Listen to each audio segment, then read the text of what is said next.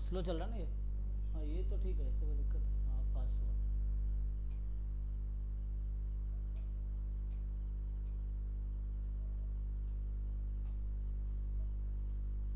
तो बहुत स्लो जा रहा है ना, इतना स्लो क्यों है यस। ये इतना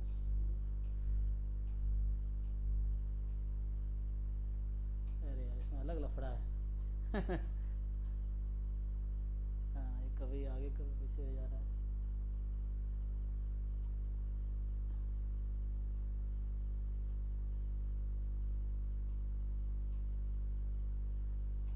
अरे भाई बस। अच्छा ये 19, हाँ। सर 19 में बस 3 और 4 ऑप्शन का मुझे एक हिंट मतलब दे दीजिए, तो बाकी तो हो ही गया। 3 और 4 का कैसे चेक करूं? सो 3 4 में क्या है कि यहाँ पे m plus n whole square है ना, तो अब आप m फिक्स कर दीजिए। मान लिया आपका m फिक्स है, ठीक है। सो ये फिक्स यस। Your m। तो क्या होगा, ये सीरीज ऑफ n है ना, तो 1/n² टाइप का है। तो 1/n² इज व्हाट, कन्वर्जेंट और डाइवर्जेंट। कन्वर्जेंट।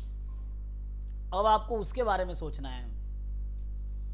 हाँ sir. So what about, so which of the following is true बोल रहा है। तो actually m plus n whole square है। तो अगर जब मैं सीरीज, तो ये कन्वर्जेंट हो जाएगा। अच्छा अगर साइमल्टे, आंसर 4 दिया हुआ है। नहीं वो पहला कन्वर्जेंट है। अब वो कन्वर्जेंट क्या नंबर आएगी, क्वेश्चन ये है। जैसे अगर मैं कोई एक नंबर, ये फर्स्ट वाली सीरीज कन्वर्जेंट है ना, हाँ हाँ इनसाइड वाली। अब हाँ। इसकी जो सम आएगी वो इस पे लगाना है। तो suppose initially I put m is equal to 1। मान लो अब यहाँ m को जस्ट 1 पुट कर दिया, ठीक। हाँ तो जब हाँ। m को मैंने 1 पुट किया, तो ये इनसाइड सीरीज कन्वर्जेंट है। अगर m में कुछ भी रखूंगा तो इनसाइड वाली सीरीज कन्वर्जेंट होगी। यस। अब ये बाहर वाली सीरीज अप्लाई करनी है। तो यहाँ क्या होगा, अगर इसे m plus one whole, n को वन, m को 1 रख दिया, तो n plus one whole square plus n plus two whole square plus n plus three whole square and so on. और समेसन 1/n² कितना होता है, n plus one to infinity. Sum क्या है, हाँ सर, पाई स्क्वायर बाई 6 होता है। π² by 6 होता है, हाँ। 6। अब जैसे मान लो यहाँ पे चूंकि मैं m को 1 रखा हूँ और n 1 से स्टार्ट है, तो 2 से π² 6 माइनस 1 हो जाएगा एग्जाम्पल के लिए। या जब ये दूसरा सीरीज अप्लाई करेंगे तो क्या होगा,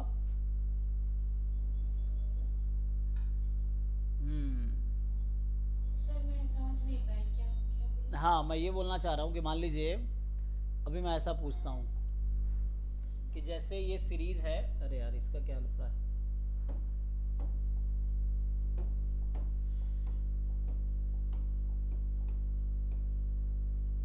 ये इसलिए ना इसमें स्टार्ट ठीक से हुआ नहीं मुझे लग रहा है, इसलिए इसका ना ये प्रॉब्लम है। मैं इसको क्लोज करता हूँ।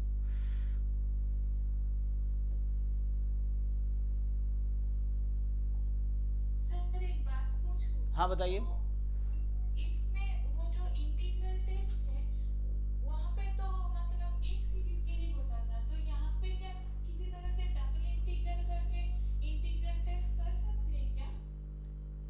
नहीं इंटीग्रल टेस्ट नहीं होगा यहाँ पे। एक्चुअली पहली वाली सीरीज से कुछ फाइनाइट नंबर सम आ जाएगी मान लो, फिर दूसरी वाली सीरीज लगाएंगे तो वो उसको इन्फिनिटी भेज देगी, शायद ऐसा लॉजिक होगा। ये ठीक से चल नहीं रहा, इसको 1 मिनट में ऑफ करता हूँ। सर वैसे ये थी थ्योरम में ना, जैसे समेशन 1/n डाइवर्ज करता है, तो double summation 1/n plus n का अच्छा स्क्वायर भी डाइवर्ज करेगा। हाँ ऐसे ट्रिपल और n तक तो मतलब जा सकते हैं। ओके। तो हाँ मतलब वैसे अगर देखे तो वो कन्वर्ज करेगी। और मान लो अच्छा मैं बोलूँ अगर series π² by 6 n from 1 to infinity, तो ये क्या होगी, जहाँ n की जगह π² बाई 6 है, an के प्लेस पे वो तो डाइवर्ज करेगी ना, टाइम्स ऐड हो जाएगी। हाँ इन्फिनाइट टाइम ऐड हो तो इन्फिनिटी हो जाएगी सम, तो मतलब डाइवर्ज कर जाएगी।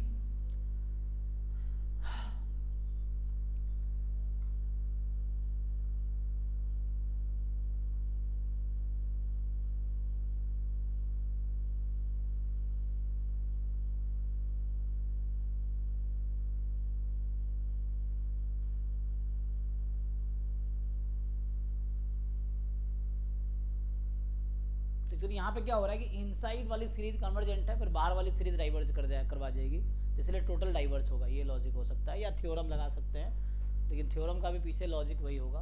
तो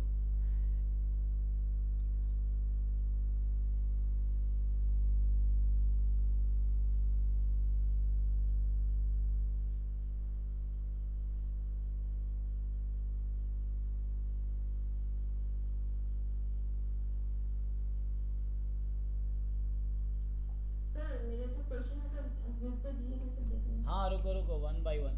सो इसमें इसका हम डिस्कस करें ना, जैसे मैं ये बोल रहा हूँ, जैसे यहाँ पे n फ्रॉम 1 टू इन्फिनिटी है, m फ्रॉम 1 टू इन्फिनिटी है। तो जब इसको हम लोग ओपन करेंगे, सो होगा क्या, अगर इसको ओपन करें हम, मान लो चलो इनसाइड वाली पहले ओपन कर देता हूँ। सो जैसे n को जब 1 रखेंगे तो क्या होगा, चलो m फ्रॉम 1 टू इन्फिनिटी, ठीक है। n को 1 रखेंगे तो ये बनेगा m plus 1 whole square plus m plus 2 whole square, ऐसे चलेगा ना। और ये कहाँ तक चलेगा, इन्फिनाइट तक चलेगा। तो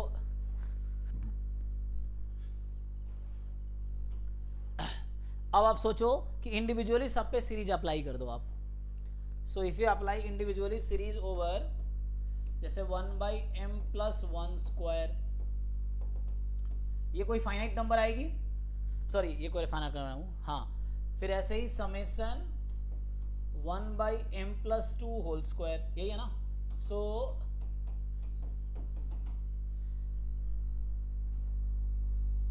ये एक फाइनाइट नंबर है, ये दूसरा फाइनाइट नंबर है। और ये जैसे एग्जांपल के लिए इसकी वैल्यू आएगी पाई स्क्वायर बाई 6 माइनस 1, ये आएगी। अब चेक करके देखो, 1 इसलिए हटा दिया हूँ क्योंकि जब आप m पुट करेंगे तो 2 से स्टार्ट होगा ये, और हम क्या जानते हैं 1 by 1 square 1 by 2 square up to infinity pi square by 6 होती है, ये है ना। तो ऐसे ही ये वैल्यू भी आएगी पाई स्क्वायर बाई 6 माइनस 1 बाई 2 आ जाएगा, ऐसा कुछ, सॉरी माइनस 1 4 आ जाएगा इस तरह से, मतलब ये थोड़ा फाइनाइट नंबर आता रहेगा। तो होगा क्या, और ये कितनी बार है, ये इस तरह के सीरीज कितने टर्म्स हैं इसमें, पहला टर्म, दूसरा टर्म, तीसरा टर्म, इन्फिनाइट टर्म्स है, तो इस वजह से ये डाइवर्ज कर रही है एक्चुअली। सो मतलब पाई स्क्वायर बाई, हाँ मतलब ऐसे तो ये कन्वर्जेंट है, ये भी कन्वर्जेंट है, लेकिन इन्फिनाइट टर्म्स हैं, तो जब इसका सम फाइनल आएगा तो वो इन्फिनिटी आएगी, ये है। ठीक है। तो उस तरह से ये हो जाएगा इन्फिनाइट टर्म्स का, तो वैसे समझ सकते हैं, या थ्योरम से भी जैसे बता रही थी वो भी ठीक है। सो सर थ्योरम वो थ्योरम का स्टेटमेंट, हाँ वो ये कहना चाह रही थी कि जैसे हम जानते हैं समेसन 1 बाई एन स्क्वायर, क्या कह रहे थे आप, 1 बाई एन है ना, summation 1 by n diverge, this is divergent. So double summation 1 by n plus m whole square is divergent, मतलब पी टेस्ट जैसे 1 वेरिएबल का या 2 वेरिएबल का समझ लो। सो वैसे ही ट्रिपल होगा, सो 1 बाई एन क्या होगा, एन प्लस एम प्लस मान लो आर मान लो फॉर एग्जांपल। सो यहाँ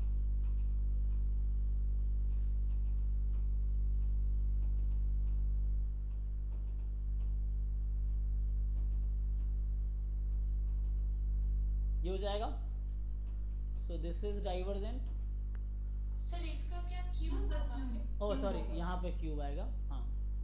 सो ये है, ओके सर। तो मतलब ये ऐसा इसको बना सकते हैं क्या हम, कि जैसे हम वहाँ पे बोलते हैं 1 वेरिएबल में कि समेसन 1 बाई एन की power p, this is convergent for क्या होता है p मोर देन 1। तो क्या हम ऐसा बोल सकते हैं यहाँ पे 1/n+m की पावर p, यहाँ भाई n 1 से इन्फिनिटी m 1 से infinity, this is convergent for, क्या लिख सकते हैं, p greater than 2। तो यहाँ पे p मोर देन 2, तो ये p टेस्ट हो गया।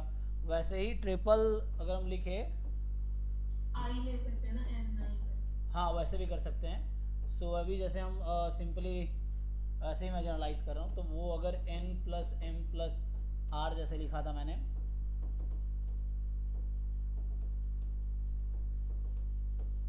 So this is convergent for, यहाँ हो गया ये पावर p है, सो p मोर देन 3, यही ना, फिर इसको जनरलाइज कर लेंगे आगे, हाँ कि ni नंबर ऑफ हो गया तो उसके हिसाब से आ जाएगा।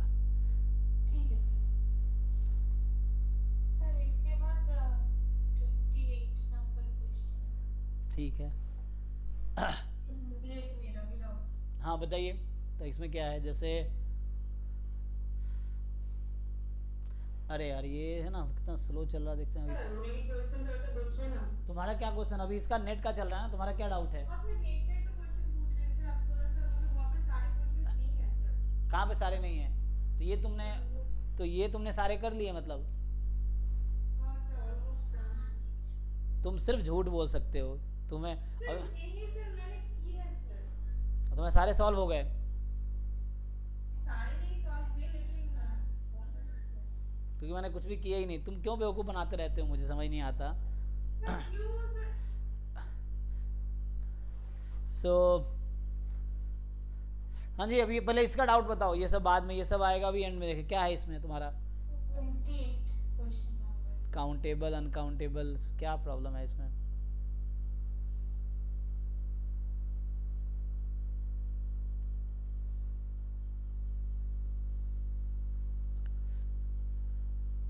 सो uncountable product of countable set क्या होता है? अनकाउंटेबल मतलब नथिंग कैन बी सेड।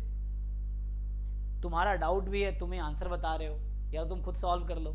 ये बाकी लोगों से मैं पूछ रहा हूँ, अगर तुम्हें जब आता ही है तो क्यों बता रहे हो फिर नथिंग कैन बी सेड? जब तुम्हें आंसर पता ही है तो क्यों डाउट पूछ रहे हो? सर नहीं सर, वहाँ पे कुछ अलग ही सर डाउट है मतलब। क्या डाउट है बताओ? वैसे मजे लेना है क्या तुम्हें? बस डाउट है नहीं मतलब ऐसे टाइम पास करना है?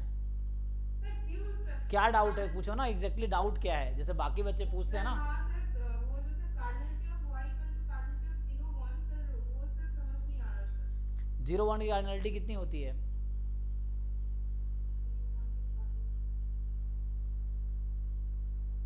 सर मतलब ये क्वेश्चन तो समझ नहीं आ रहा सर। 0 1 का इंटरवल क्या है? काउंटेबल सेट है अनकाउंटेबल सेट है?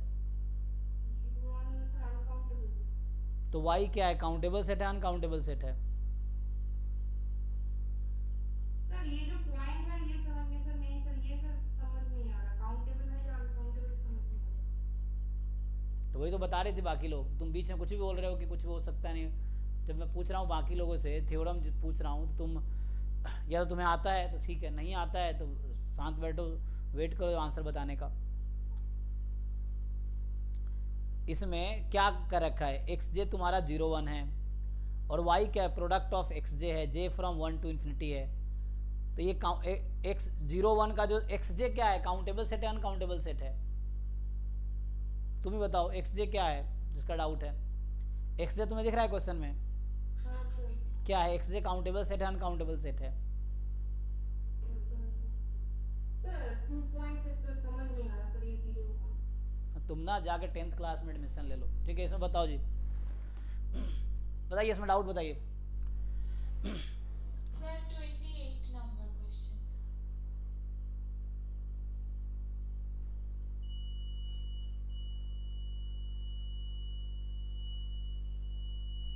सो ठीक है जी, क्या कह रहा है ये कि consider the power series summation a n z की power n where a n जो है number of divisor of n की पावर 50 है। तो एक पावर सीरीज है ए एन जेड की पावर एन, ठीक है?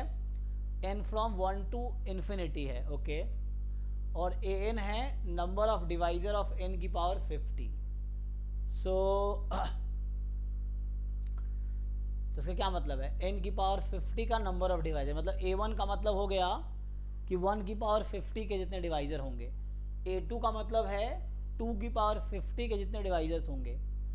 A3 का मतलब है 3 की पावर 50 के जितने डिवाइजर्स होंगे। A3 का मतलब है 3 की power 50, A4 and so on. तो पूछना क्या चाह रहा है, then radius of convergence of this series is what. तो आपको ये बताना है कि रेडियस ऑफ कन्वर्जेंस इसका क्या होगा। Okay, so number of divisor, क्या लगता है n की पावर 50 के कितने डिवाइजर्स हैं? इसका फॉर्मूला आता है नंबर थ्योरी में।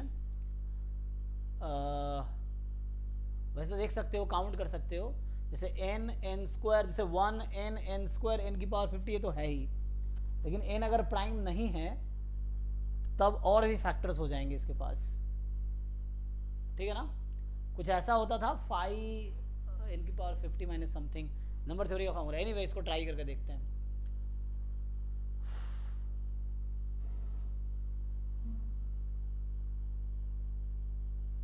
मतलब सर कुछ number of divisor of n की पावर 50 ऐसे कुछ थ्योरम होता है क्या, मतलब? हाँ, मतलब किसी नंबर के डिवाइजर काउंट करना है तो नंबर थ्योरी में फॉर्मूला होता है वो काउंट करने के।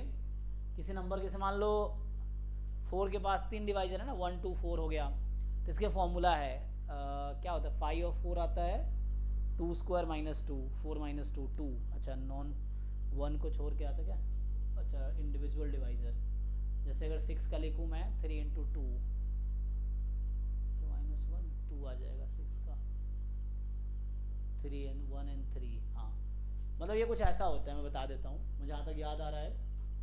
सो अगर कोई नंबर है, अगर उसका आप प्राइम फैक्टराइजेशन कर सकते हैं, एग्जांपल के लिए p1 की पावर n1 है, मान लो pr की पावर nr है, ये कोई नंबर है। अब मुझे जानना है नंबर ऑफ डिवाइजर्स, मुझे लगता है खुद को छोड़ के, except itself. So number of divisors कितने होंगे, एक्सेप्ट इटसेल्फ। तो इसका कुछ फॉर्मूला होता है नंबर थ्योरी में, ये आएगा 5 ऑफ p1 की पावर n1 p1 की पावर nr। किसको याद है? सो ये होता है, n1 plus 1 into n2 plus 1 up to so on nr plus। अच्छा एक ये भी है, एक और है। तो एक तो होता है डिवाइजर में, सो जैसे इसको एक्सपेरिमेंट करते हैं, मान लीजिए 5 ऑफ 2 की बात करते हैं, तो 5 के 2 के पास पावर 1 है, तो आपके हिसाब से इसका आंसर 2 हो गया। 5 ऑफ 4 की बात करते हैं तो 2 स्क्वायर, तो आपके हिसाब से 3 डिवाइजर हैं, यही ना। तो इसमें itself including होगा। हाँ, जैसे 6 है तो 6 को मैं लिख सकता हूँ 2 इंटू 3, तो अलग अलग कर लेंगे, तो 2 की पावर 1, 3 की पावर 1, 2 इंटू 2, 4 है 6 के पास फैक्टर्स क्या क्या हैं, 1 2 3 6, ठीक है। सो एक तो ये होता था, और एक और फॉर्मूला है n1 प्लस 1, सो nr प्लस 1। अच्छा, तो ये तो number of divisor including itself है। फिर मैं दूसरा लिखना चाह रहा था, तो ठीक है, ये तो इंक्लूडिंग इटसेल्फ है, तो टोटल नंबर ऑफ डिवाइजर्स हो गए इसके। सो ये divisors of n, total number of divisor n का ये आ जाएगा। और अगर आप देखेंगे, ठीक है, तो अगर जैसे यहाँ पे हमें क्या बोला हुआ है, यहाँ जो हमारा क्वेश्चन है actually, series is an z की पावर n, जहाँ an है number of divisors of n की पावर 50, ये है ना, n की पावर 50। तो अगर आप ऐसे लिखेंगे, हालांकि फॉर्मूला तो वही रहेगा, फॉर्मूला वही है, लेकिन मेन आपको देखना है कि an का वो क्या होगा। या तो आप कौन से वाला लगाना चाहेंगे, an प्लस 1 अपॉन an, ये इसकी लिमिट सुपीरियर लेंगे, या फिर this is limit superior of this, या लिमिट सुपीरियर ऑफ an की पावर 1 बाई n, ये है ना। Yes sir. अब बताओ क्या लिखोगे, इसमें हम क्या लिख सकते हैं। तो पहले तो नंबर ऑफ डिवाइजर फाइंड करना होगा ना इनका। हाँ सर।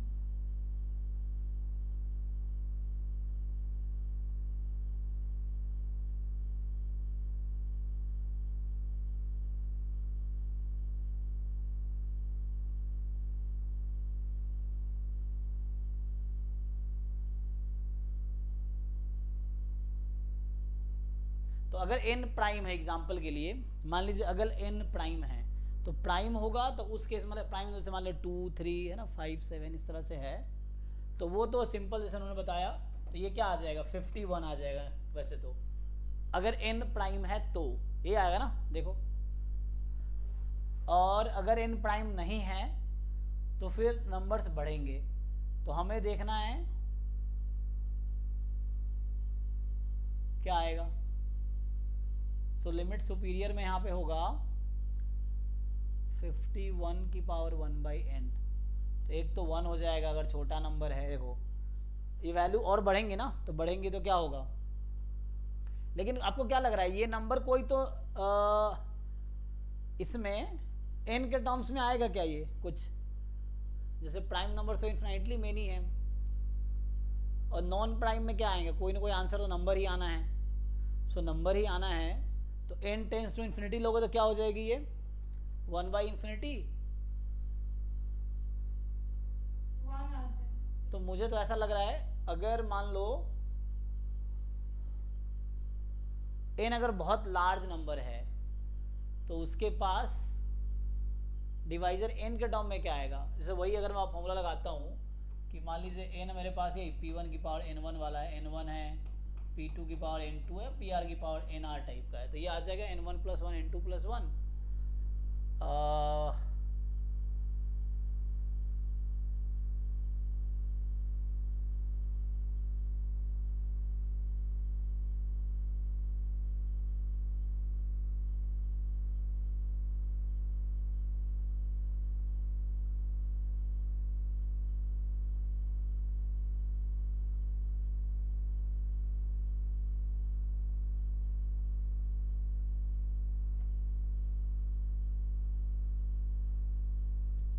ऐसे सोचोगे तो number of divisor of n + 1 है ना, मतलब n + 1 की power 50 upon number of divisors of n की पावर 50, एंड देन n बहुत लार्ज नंबर है, सेम ही हो जाएगा ऑलमोस्ट। तो मुझे लग रहा 1 ही आ जाना चाहिए फिर तो। सर आंसर 1 ही है। हाँ क्योंकि इसमें जैसे अगर यहाँ भी आप सोचेंगे जैसे n हमारा यहाँ क्या है, n टेंस टू इन्फिनिटी है ना, सो अगर n टेंस टू इन्फिनिटी है तो n और n + 1 तो बहुत क्लोज नंबर होगा ना एक दूसरे का। सो number of divisor of n + 1 sorry number divisor n + 1 की पावर 50, और यहाँ आएगा number of divisors of n की पावर 50, और चूंकि n बहुत लार्ज है सो n की पावर 50 और n + 1 की पावर 50 ऑलमोस्ट क्लोज ही होगा, ये है। तो फैक्टर्स भी कोई क्लोज ही आएंगे, क्योंकि n बहुत लार्ज है तो उसका रेशियो लेना है। अगर प्राइम है, जैसे एग्जांपल मैंने कहा प्राइम है तो प्राइम के लिए तो 51 आंसर आएगा। तो अगर मैं प्राइम के लिए बात करूं, जैसे एग्जांपल के लिए मैं बोल रहा हूं कि n is prime for example, तो ये तो 1 आ गया, ठीक। अब n इज नॉन प्राइम मान लो, तो आंसर क्या होगा, तो प्राइम फैक्टराइजेशन में लिखना पड़ेगा, और अगर प्राइम फैक्टराइजेशन आप लिखेंगे भी तब भी कोई ये नंबर ही आएगा, मुझे लगता है कोई फाइनाइट नंबर ही आएगा। वो अलग बात है कि n अगर बहुत लार्ज है तो उसके हिसाब से लार्ज नंबर आएगा, बट फिर भी मुझे लगता है ये नंबर है ना, ये 1 की पावर n कहाँ 0 पे जाएगी। सो अगर ये कोई नंबर आता है फ्री ऑफ n तो समथिंग अपॉन 0 फिर 1 हो जाएगा, तो ये देखना पड़ेगा।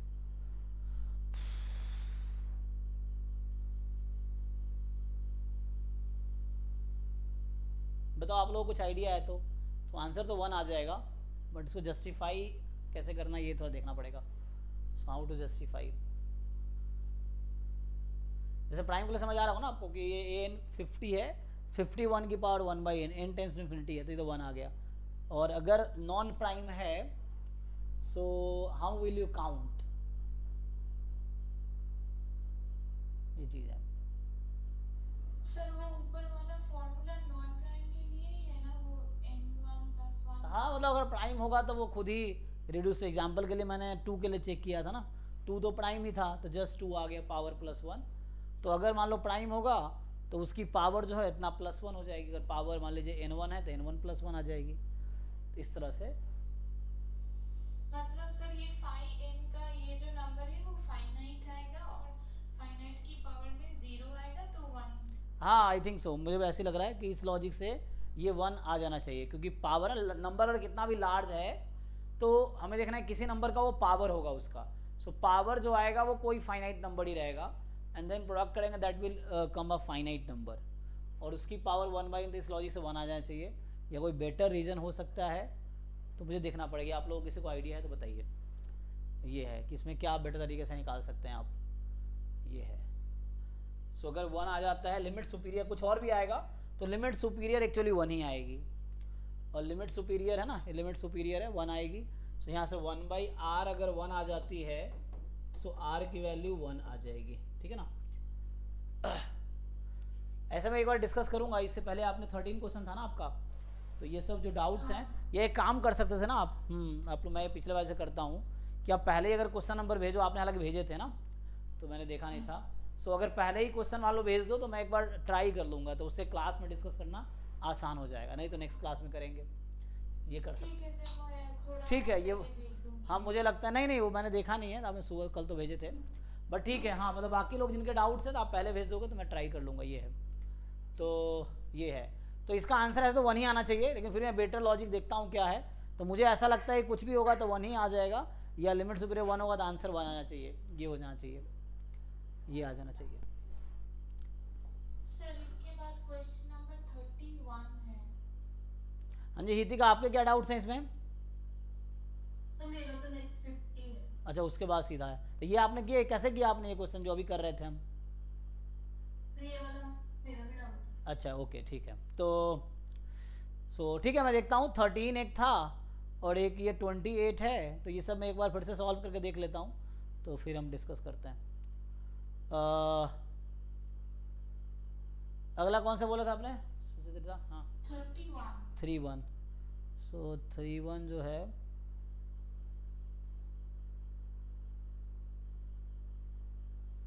कुछ टॉपिक्स हैं जो मुझे पढ़ना है एक्चुअली, जो गेट में नहीं है, तो वो थोड़े देखेंगे तो हो जाएगा उसमें। क्वेश्चन 23। जी जी जी एक मिनट, एक तो समझ नहीं आता तुम्हारा डाउट्स।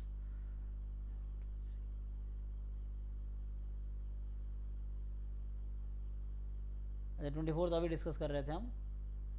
23 इसमें क्या है, कौन सा सेट अनकाउंटेबल है बताओ भाई बाकी लोग। तो log x upon log x बराबर p अपॉन q है, p अपॉन q तो रैशनल है ना, तो वो तो काउंटेबल ही है। और e की पावर कोई काउंटेबल नंबर कितना होगा, एंड देन यहाँ पे है x रियल नंबर है, ताकि cos x plus sign x 1 होता है। तो cos x plus sign x कब 1 होता है, जब n 2 होगा, है ना। cos square plus sine square 1 होता है ना, तो कितने x की वैल्यू के लिए cos square plus sine square 1 होता है। cos square theta plus sine square theta is equal to 1 for what x, domain क्या है cos x का या sin x का, what is domain of cos x और sin x, बताओ भाई सयानी तुम्हें बताओ। 0 to pi sin x की वैल्यू डोमेन नहीं, sin x का डोमेन क्या है, माइनस पाई बाय 2 से पाई बाय 2। नहीं वो तो इनवर्स का बता रहे हैं आप, sin x का ट्रिग्नोमेट्रिक फंक्शन। नहीं नहीं डोमेन डोमेन डोमेन की बात करो, डोमेन मैंने ठीक बता लिया।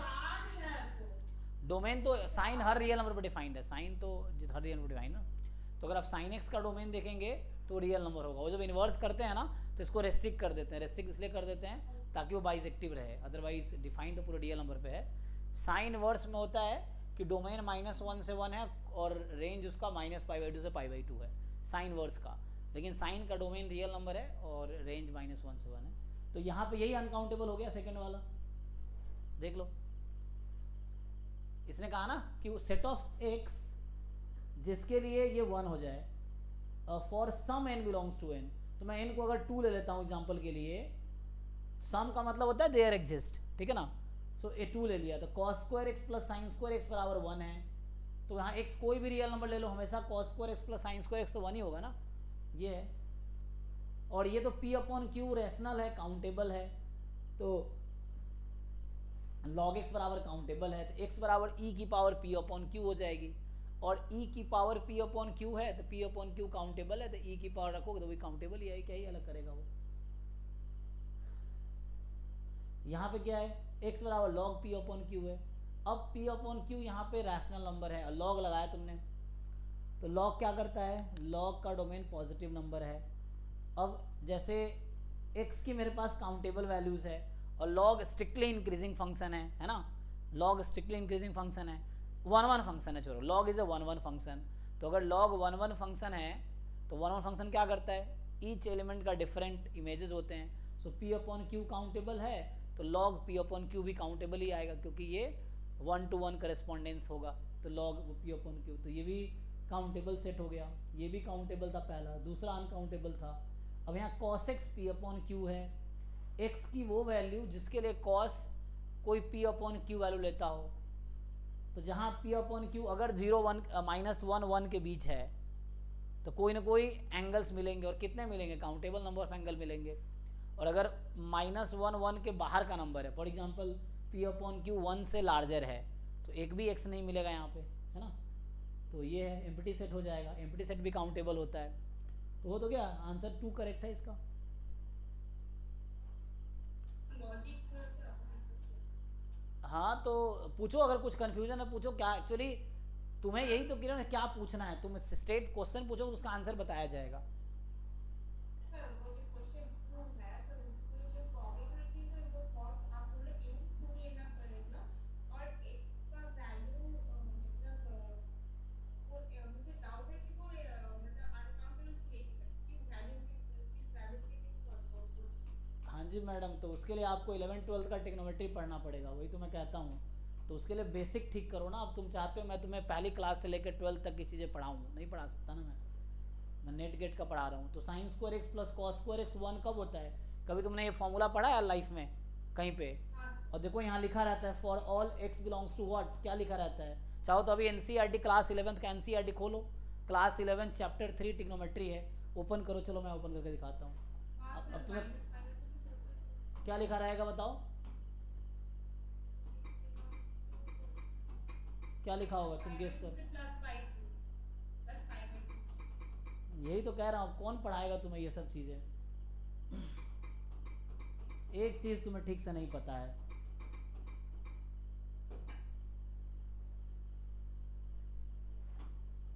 तुम्हारा बेसिक एकदम जीरो है। जब बेसिक जीरो तो कैसे एग्जाम में मार्क्स लाओगे। नेट गेट उन बच्चों का नहीं निकलता जिनको ग्रेजुएशन तक की चीज़ें बहुत अच्छे से आ रही, उनका नेट गेट नहीं निकल रहा है। तुम्हारा बेसिक भी नहीं आता, एडवांस भी नहीं आता, कैसे नेट निकालोगे।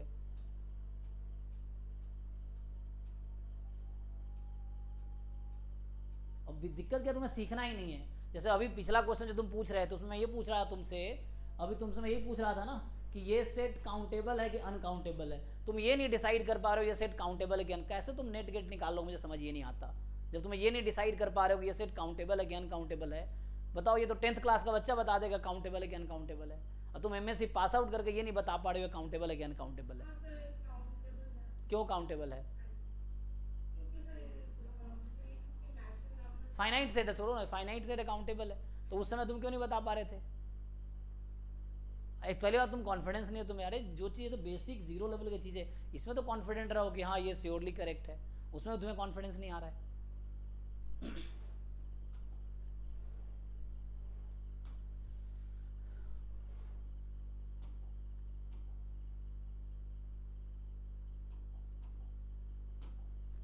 देखो मैं तुम्हें सिखा रहा था, यहाँ देखो ये फॉर्मूला लिखा हुआ है। अब ये सब चीज़ों को पढ़ो तो याद रखो ना कहाँ क्या लिखा हुआ है। मैं तुम्हें ये सिखा रहा हूँ ना, देखो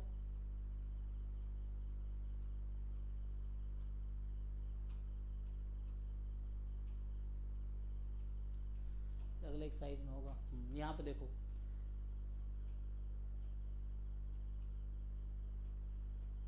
एक तो फॉर्मूला यहाँ लिखा कि नहीं, 10th क्लास का बुक खोलना पड़ेगा फिर मुझे, अगर यहाँ नहीं लिखा होगा तो, क्योंकि 10th क्लास में ये सब फॉर्मूले है ना, कि जैसे ये सब फॉर्मूला लिखा रहता है तो लिखा रहता है for what x it satisfies. जैसे एग्जांपल के लिए मैं समझा रहा हूँ, जैसे ये फॉर्मूला है तो ये इन एक्स के लिए वैलिड होगा, ये तब वैलिड है जब ये ऐसा नहीं होगा, जैसे ये लिखता है ना। तो वैसे तुमसे ये पूछ रहा हूँ, जैसे यहाँ पे ये फॉर्मूला लिखा, आगे कुछ नहीं लिखा, इसका क्या मतलब है। जैसे यहाँ पे नहीं लिखा ना कि फॉर व्हाट एक्स, एग्जाम्पल के लिए यहाँ पे लिखा है कि ऐसा होना चाहिए, 2x इसके इक्वल नहीं होने चाहिए, लेकिन यहाँ पे जैसे इसने नहीं लिखा कि आगे क्या कंडीशन है इन दोनों फॉर्मूला है। ऐसा क्यों किया है? क्योंकि it satisfy for any x belongs to R.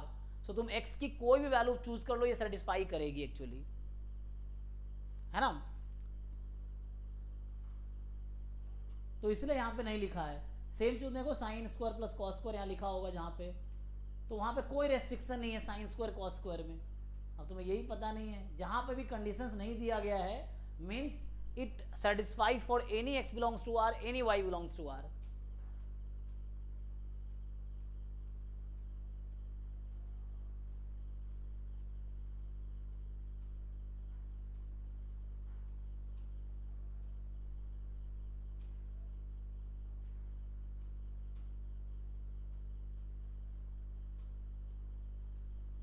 Summary में देख लेते हैं, रुको।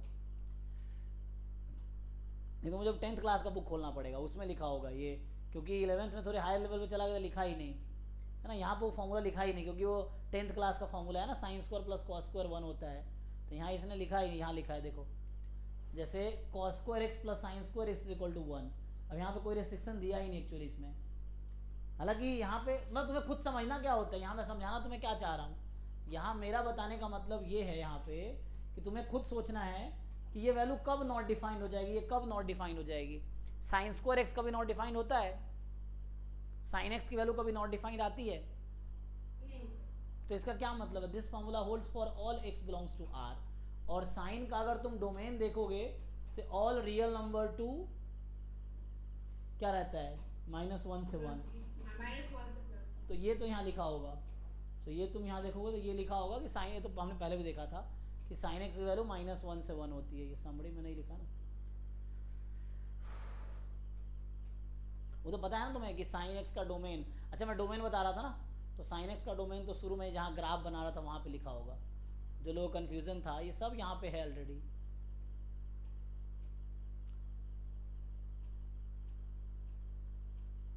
ये देखो, ये अगर मैं यहाँ बात करूँ तो ये ग्राफ बना रहा ना,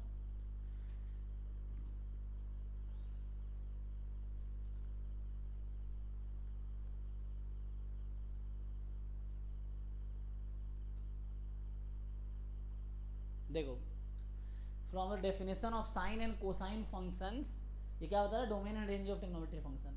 तो from the definition of sine and cosine function we observe that they are defined for all real numbers. तो साइन एंड कॉस हर रियल नंबर के लिए डिफाइंड है। इसका मतलब साइन कॉस का जो डोमेन है वो रियल नंबर है ना, जहाँ the values of x for which it is defined is range. And further we observe that sorry defined for domain, तो डोमेन इसका पूरा रियल नंबर है, रेंज यहाँ पे है -1 से 1 ये चीज़ है। तो इसका डोमेन जो है, देखो हर चीज़ का डोमेन लिख रखा है ना,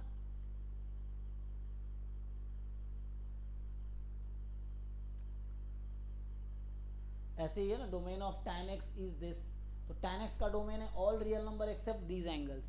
तो इस तरह से हर ट्रिग्नोमेट्री फंक्शन तुम रेंज और डोमेन याद कर सकते हो, आगे जरूरत पड़ेगी। तो डोमेन है, यहाँ लिखा है ना, डोमेन ऑफ, ये देख लो लाइन, डोमेन ऑफ y बराबर साइन एक्स, y बराबर cos x is the set of real numbers and the range is the interval -1 to 1। ठीक है, तो मेरा कहने का मतलब ये है। सो अब तुम अपने क्वेश्चन पे आ जाओ। क्वेश्चन तुम्हारा क्या है? सो ये होल्ड करता है for all x belongs to R. और तुम्हारा क्वेश्चन क्या कह रहा है? तुम्हारा क्वेश्चन कह रहा है कि the set of x belongs to r such that cos x की power n plus sin x की power n is equal to 1 for some n belongs to natural number some n, है ना। तो ये है, तो मैंने कहा n को 2 रखो, तो उस केस में x पूरा रियल नंबर हो जाएगा, सेट ऑफ रियल नंबर है ये। सम का मतलब there exist, for some means there exist. So I choose n बराबर 2, तो उसके लिए अनकाउंटेबल सेट हो गया। फॉर सम बोला है कोई भी एक, अगर n को तुम 1 ले लो तो cos x plus sine x 1। तो देखो ऐसा कौन सा एंगल है जहाँ cos x plus sine x 1 हो जाता है? कोई एंगल है? आई थिंक नहीं आएगा, वो एम्प्टी सेट आ जाएगा। तो ये एम्प्टी सेट, हाँ cos, हाँ जैसे 90, हाँ सॉरी, तो यहाँ पे 90 और 0 एंगल ऐसा है ना, मतलब n पाई हो गया ना, तो वो भी तो वो काउंटेबल हो जाएगा फिर, है ना। साइन एन पाई क्या होता है 0, और कॉस एन पाई क्या होता है ±1 आएगा। कॉस 2 पाई 1 है और पाई -1 है, तो ±1 आता रहेगा। तो वो जैसे 90 डिग्री है, 0 डिग्री है, इस तरह जो भी एंगल्स आएंगे। पाई पे क्या होगा, पाई पे देख लो वैसे ही मिल जाएगा। एनीवे तो कहने वाला ये अनकाउंटेबल सेट है। टाइम है ना, खत्म हो गया टाइम। सो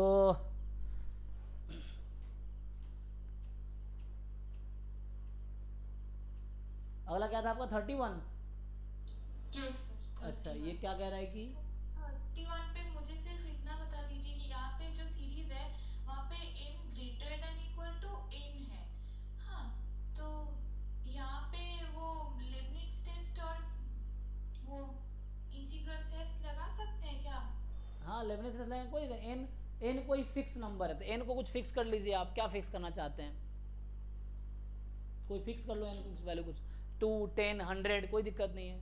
आप कोई एन रख लो, एन वाला वो एन फ्रॉम 1 to infinity। इसने फिक्स तो किया नहीं एन फिक्स, अब मैं 1 भी फिक्स कर सकता हूँ।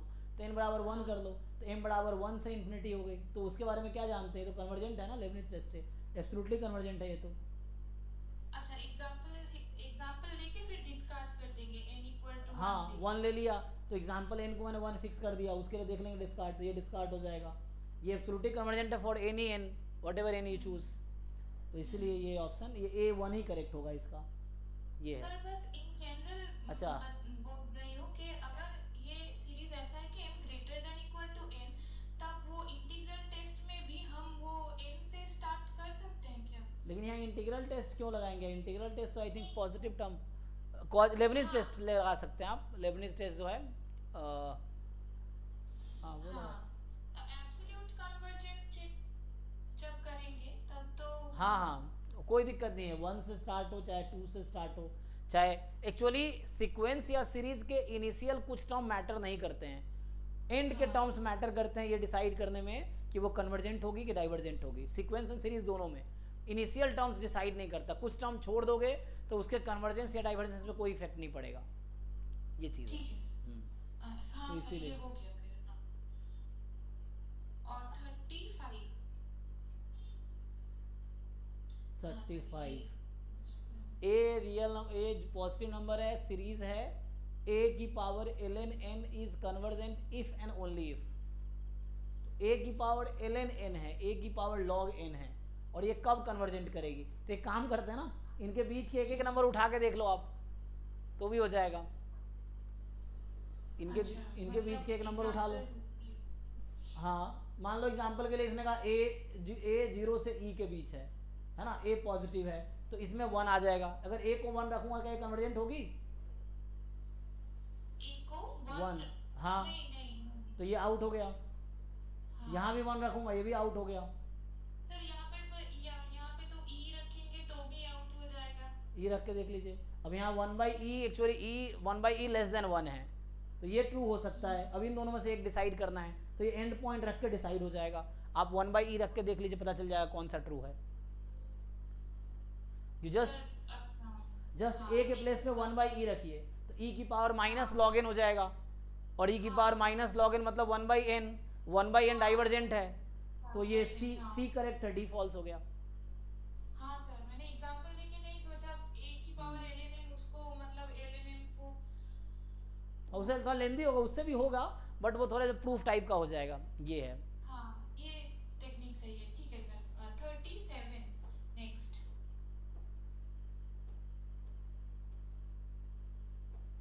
हाँ, ये क्वेश्चन इसने कहा a सेट ऑफ n है सच दैट n बराबर 1 होगा, या the only prime factor of n are 2 और 3। या तो 1 है या वैसे नंबर जिसके प्राइम फैक्टर सिर्फ 2 या 3 है। एग्जाम्पल के लिए 6 है, 10 इस सेट में नहीं आएगा क्योंकि 10 के फैक्टर 5 भी है। मतलब n ऐसा नंबर है जो या तो 1 होगा या उसका प्राइम फैक्टर 2 या 3 होना चाहिए। तो 2 की पावर n1, 3 की पावर n2, इस टाइप के नंबर्स हैं। अब आपसे पूछ रहा है s जो है समेसन 1/n, जहाँ n a में है, तो ऐसे नंबर्स तो क्या आएंगे, ये सीरीज कन्वर्ज करेगी या डाइवर्ज करेगी। तो ये कुछ ऐसा हो गया ना कि अगर n को मैं 1 रख देता हूँ तो 1 हो जाएगा, या दूसरा है 1/2 1/2 स्क्वायर 1/2 क्यूब, इस तरह से। दूसरा 1/3 1/3 स्क्वायर 1/3 क्यूब, इस तरह से हो सकता है, या 2 3 का कॉम्बिनेशन ले सकते हो आप। सर इसकी इक्वेशन मैंने ऐसे बनाई थी s इक्वल्स टू, जैसे आपने बोला ना 2 raise to power n1 into 3 raise to power n2 n2, step double summation आ गया n1 और n2 का, हाँ और 1/2 raise to power n1 into 3 raise to power n2 हो गया, तो वो समीशन खोल दिए थे हाँ हाँ जीबी सीरीज के थ्रू। यस यस हाँ। सो जस्ट आप क्या करो, सही बता देंगे अभी। जैसे इसने कहा कि ये जो सेट है ना ए में या n है, जहाँ या तो n1 है या n इस तरह से है, 2 की पावर n1 3 की पावर n2, जहाँ n1 कोई नेचुरल नंबर हो सकता है, n2 कोई भी नेचुरल नंबर हो सकता है। अब आप निकालो सीरीज 1/n कन्वर्जेंट है कि डाइवर्जेंट है, तो 1 रखोगे जस्ट 1 आ जाएगा। अब बाकी दूसरे केस में 2 की पावर n1 3 की पावर n2, ये है n1 जो हो जाएगा 1 से इन्फिनिटी, n2 हो जाएगा 1 से इन्फिनिटी। ये सम निकाल लो, आई थिंक ये फाइनाइट ही आएगी। क्या आएगी? इसका आंसर 3 लगता है सर। अच्छा, तो ये 2 हो जाए, टोटल 3 आ जाएगा, है ना? ओके, तो ये सम ठीक है। सीरीज निकाल लीजिए। सम एक पहले n1 के रेस्पेक्ट में खोल लीजिए, फिर n2 के रेस्पेक्ट में, लाइक डबल इंटीग्रेशन, जैसे डबल इंटीग्रेशन करते हैं, तो उस तरह से हो जाएगा। ठीक है सर। ठीक है, नेक्स्ट क्लास में इसको कंटिन्यू करते हैं। या अभी आपकी जो CSIR नेट की क्लासेस है डेली अभी चलेगी 6:30 to 8 वाले बैच में, ठीक है ना? तो इसको स्टॉप कर दीजिए। तो अभी जो शेड्यूल है ना, ये 5 से 6:30 आज चला था डाउट क्लास, तो ये शेड्यूल अभी रहेगा, और 6:30 to 8 अभी CSIR नेट की क्लास चलेगी, तो ये है। बाकी वही 8 to 9:30 हमारा जैम चल रहा है, और फिर 9:30 to 11 गेट चल रहा है, और 11 से 12 फिर डाउट है, ठीक है ना? तो ये शेड्यूल है, और ये सिर्फ संडे सैटरडे को है, सो ये ओनली सैटरडे एंड संडे है, ठीक है ना? बाकी ये डेली है, ठीक है? तो कल भी अगर जिन लोगों का है CSIR नेट में डाउट है, बाद में मैं प्रोबेबिलिटी का भी डाउट लूँगा, अभी वो पढ़ाने दीजिए। तो जैसे मैं असाइनमेंट भेजे हैं रिया एनालिसिस के और किसके लिए अलजेब्रा के ना, वैसे प्रोबेबिलिटी के असाइनमेंट भेज दूंगा मैं टॉपिक वाइज नेट का, फिर उसका डिस्कशन करेंगे ऐसे ही। ठीक है, फिर अभी स्टॉप करते हैं, नेट वाले लोग लीव कर सकते हैं, बाकी जैम की क्लास अभी होगी।